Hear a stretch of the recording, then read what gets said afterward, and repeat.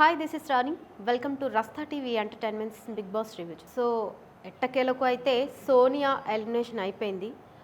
So ఇంత తొందరగా elimination అవుతుంది అని అయితే అనుకోలేదు. ఎందుకంటే ఇంకా కొన్ని రోజులు ఉంటుంది అనేసి అనుకున్నాము. కానీ ఇంత తొందరగా అయితే ఎలిమినేషన్ అయితే అయిపోయింది. సో ఎందుకు ఎలిమినేషన్ అయ్యింది అనేది ఇప్పుడు మాట్లాడుకుందాం. ఎందుకు ఎలిమినేషన్ అయ్యింది అంటే ఫస్ట్ ఇంకొక విషయం మాట్లాడుకుందాం. మణికంఠ హౌస్‌మేట్స్ అందరూ కలిసి మణికంఠని టార్గెట్ చేసినట్టయితే అనిపిస్తుంది. సో సాటర్డే రోజు జీరో అండ్ హీరో ఈ టాస్క్ పెట్టినప్పుడైతే అందరూ కలిసి మణికంఠనైతే జీరో చేశారు. సో అప్పుడే చెప్పారు ఏంటంటే మణికంఠ ఈజ్ డేంజర్ జోన్లో ఉన్నారు అని చెప్పేసి నాగార్జున గారు చెప్పారు. కానీ అనుకున్న విధంగా అయితే సోనియా కాకుండా ఆదిత్య గారు కానీ ఎలిమినేషన్ అవుతారేమో అనుకున్నాం. కానీ సోనియా అయితే ఎలిమినేషన్ అయిపోయింది. సో ఎందుకు అంటే ఆడియన్స్ ఓటింగ్ తక్కువగా పడడం వల్ల సోనియా ఎలిమినేట్ అయిపోయింది. సో మణికంఠ ఎందుకు సేఫ్ అయ్యాడు అంటే తనని అందరూ జీరో చేసినా తను సేఫ్ అయ్యాడు. ఎందుకంటే తనకి ఆడియన్స్ ఓటింగ్ ఎక్కువగా ఉండడం వల్ల మణికంఠ సేఫ్ అయ్యాడు. సో నాగార్జున గారు అడుగుతారు కూడా హౌస్‌మేట్స్ని, మీరు మణికంఠకి సపోర్ట్ చేయాలనుకుంటున్నారా లేదా సోనియాకి సపోర్ట్ చేయాలనుకుంటున్నారా? ఎందుకు అంటే మణికంఠకి మీరు జీరో చేశారు కదా, సో జీరో చేసినా సరే తనకి ఆడియన్స్ ఓటింగ్ అయితే ఎక్కువగా ఉంది అండ్ సోనియాకైతే ఆడియన్స్ ఓటింగ్ తక్కువగా ఉంది. సో మీరు కూడా ఒకసారి డిసైడ్ చేసి చెప్పండి ఎవరు హౌస్లో ఉండాలి అండ్ ఎవరు వెళ్ళాలి అని చెప్పి నాగార్జున గారు అడుగుతారు. సో దీనికి ఏమంటారు అంటే నిఖిల్ అండ్ పృథ్వీ అండ్ నైనిక వీళ్ళ ముగ్గురు తప్పితే మిగతా వాళ్ళందరూ కూడా సోనియా ఎలిమినేట్ అవ్వాలి అండ్ మణికంఠ ఉండాలి అని చెప్పేసి అయితే వీళ్ళు చెప్తారు. సో వీళ్ళ ముగ్గురు అయితే పృథ్వీ అండ్ నిఖిల్ నైనిక వీళ్ళ ముగ్గురు సోనియా ఉండాలి హౌస్లో అని చెప్పి ఉండరు.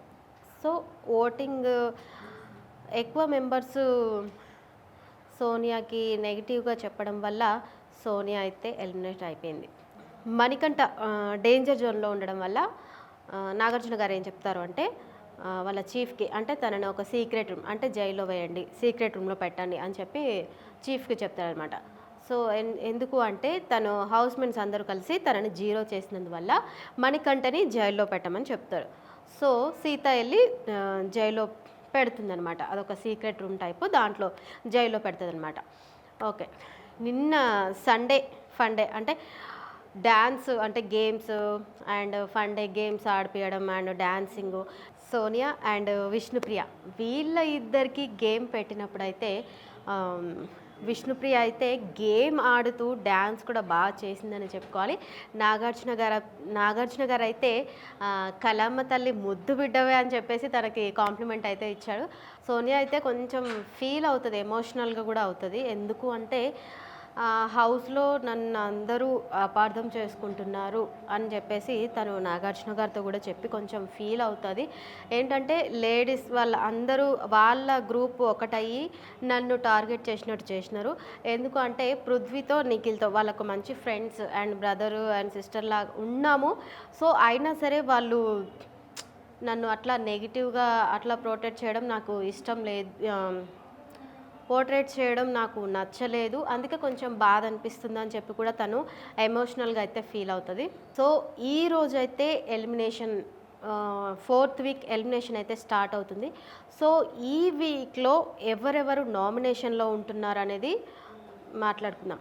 ఎక్కువగా అయితే ఫస్ట్ వచ్చేసి మణికంఠ ఉంటాడు అనిపిస్తుంది ఖచ్చితంగా. ఎందుకంటే తను స్టార్టింగ్ నుంచి కూడా నామినేషన్లో అయితే ఉంటున్నాడు. అండ్ మణికంఠ తర్వాత ఆదిత్య గారు కూడా తను కూడా నామినేషన్లో ఉండే అవకాశం ఉంటుంది. And next Sita and Nikhil వీళ్ళిద్దరు చీఫ్ కాబట్టి వీళ్ళిద్దరికైతే నామినేషన్లో ఉండరు. So and Prithvi and Prerana 4 members అయితే ఖచ్చితంగా నామినేషన్లో ఉంటారని అనిపిస్తుంది. చూద్దాం.